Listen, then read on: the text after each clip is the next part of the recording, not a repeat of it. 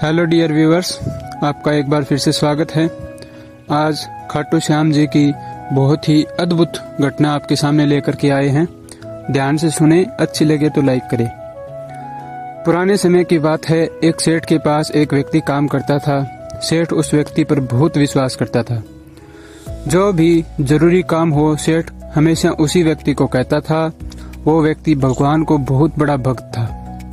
वह सदा भगवान के चिंतन, भजन, कीर्तन, स्मरण, सत्संग आदि का लाभ लेता रहता था। एक दिन उसने सेठ से कहा कि वो श्री खाटू श्याम जी की यात्रा करने के लिए कुछ दिन बाहर जाना चाहता है, इसके लिए छुट्टी दी जाए। सेठ ने उसे छुट्टी देते हुए कहा, भाई मैं तो संसारी आदमी हूँ, हमेशा व्यापार के काम में लगा रहता हूँ, जिसके कारण कभी तीर्थ गमन का लाभ नहीं ले पाता। तुम जा ही रहे हो तो 100 रुपये मेरी ओर से श्री खाटू श्याम जी के चरणों में अर्पित कर दीजिएगा। भगत सेठ से 100 रुपये लेकर खाटू श्याम की यात्रा पर निकल गया। कई दिन की पैदल यात्रा करने के बाद वह श्री श्याम मंदिर पहुंचा। मंदिर की ओर प्रस्थान करते समय उसने रास्ते में देखा कि बहुत सारे संत, भगत जन, वैष्णव जन हरि नाम संकीर्तन बड़ी मस्ती में कर रहे हैं। सभी की आंखों से आंसुधारा बह रही है। जोर जोर से हरि हरि बोल गूंज रहा है।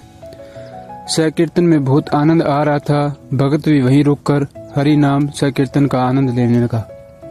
फिर उसने देखा कि संकीर्तन करने वाले भगतजन इतनी देर से संकीर्तन करने के कारण उनके होठ सूखे हुए हैं। वह दिखने में कुछ भूखे भी प्रतीत हो रहे। उसने सोचा क्यों न सेठ के 100 रुपये से इन भक्तों को भोजन करा दे। उसने उन सभी को उन 100 रुपयों में से भोजन की व्यवस्था कर दी। सबको भोजन कराने में उसे कुल 98 रुपये खर्च करने पड़े।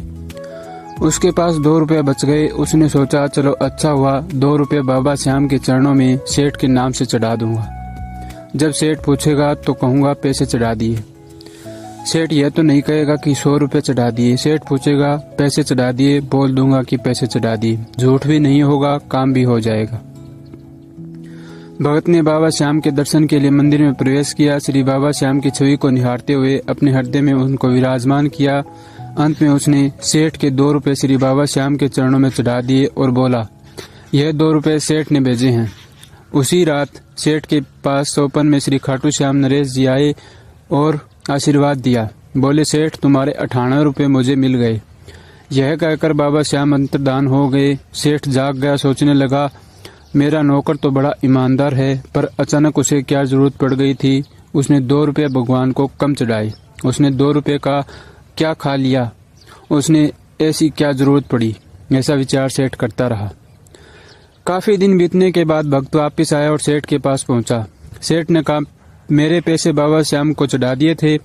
भक्त बोला, हाँ मैंने पैसे चढ़ा दिए। सेठ ने कहा, पर तुमने 98 रुपये ही क्यों चढ़ाए, 2 रुपये किस काम में प्रयोग किए। तब भगत ने सारी बात बताई। उसने 98 रुपये से संतों को भोजन करा दिया था और ठाकुर जी को सिर्फ 2 रुपये चढ़ाए थे। सेठ सारी बात समझ गए और बड़ा खुश हुए तथा भगत के चरणों में गिर पड़े। बोले, आप धन्य हो, आपकी वजह से मुझे खाटू श्याम के दर्शन यहीं बैठे बैठे हो गए।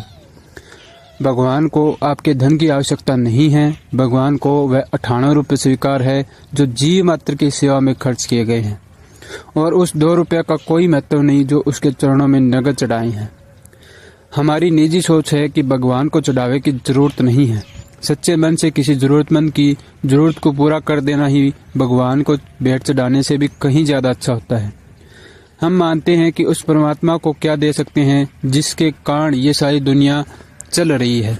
वो सब क्या सर्वदाता है, जीवन है, सबको सब कुछ देता है। इसी के साथ आज की कथा का अंत करते हैं। यहाँ तक सुनने के लिए बहुत बहुत धन्यवाद। चैनल को सब्सक्राइब अवश्य करें।